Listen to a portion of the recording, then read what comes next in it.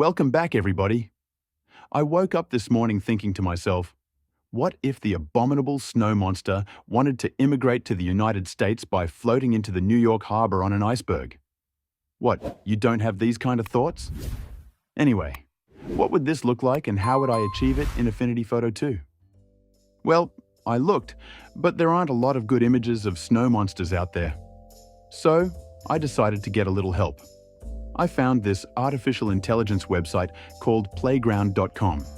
With just a few keywords, it can make an image for you. So I decided to give it a go.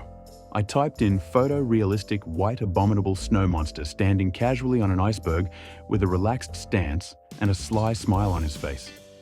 And then I clicked create. Here's what I got this time. I had done this a few times earlier using slightly different keywords. I'll click on My Creations to show you the different versions. This one was a bit too happy. This one was a tad too fierce. This guy had just fallen off his iceberg. This monster was just about right. And what kind of monster has his own luggage? We'll go with the one before. Okay, now that we got our monster, let's do something with it. I'll start by opening it up in Affinity Photo. Just select File from the top menu and then Open.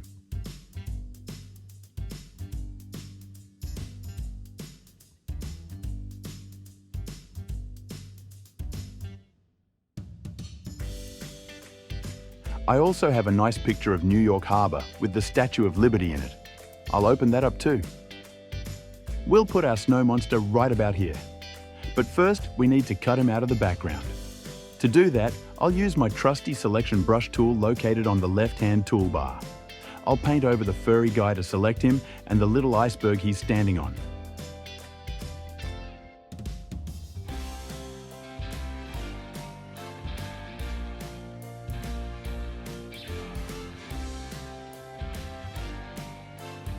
To remove an area from the selection, just hold the Option or Alt key while painting.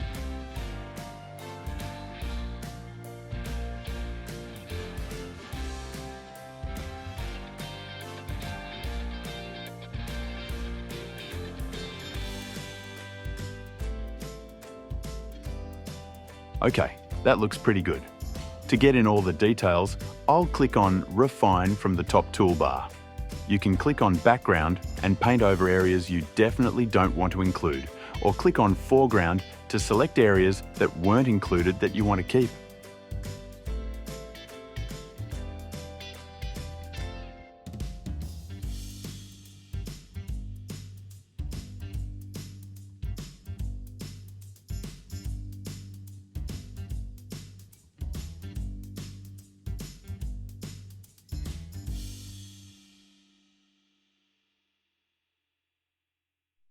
To get the fine hairs around his body, we'll select Matte and paint around the edges.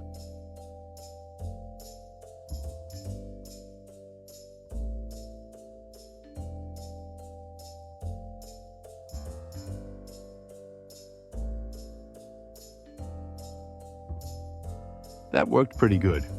I'll just get my freehand selection tool from the side to clean up any junk that still remains. Just draw around the area you want to remove, complete the curve, and then click the Delete key to get rid of it.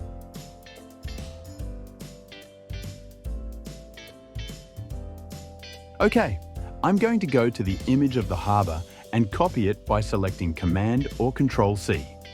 I'll paste it into a new layer along with the image of the monster by clicking Command or Control-V.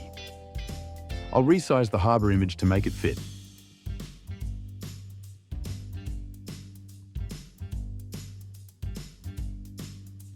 Then, I'll drag the monster to the top layer.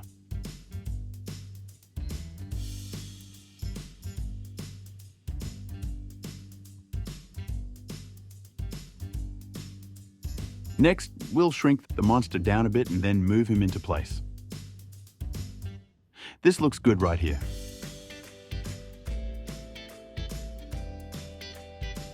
Now, I'll create a little reflection in the water by right-clicking on the layer and scrolling down to Duplicate. I'll then click on the image of the snowman, right-click and scroll down to Transform, and then flip vertical.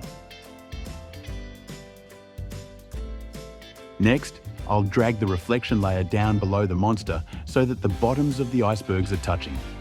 And then, let's lower the opacity a bit, and then we'll go to the Live Filters button at the bottom of the Layers panel and select Gaussian Blur. About 8 or 10 pixels should do.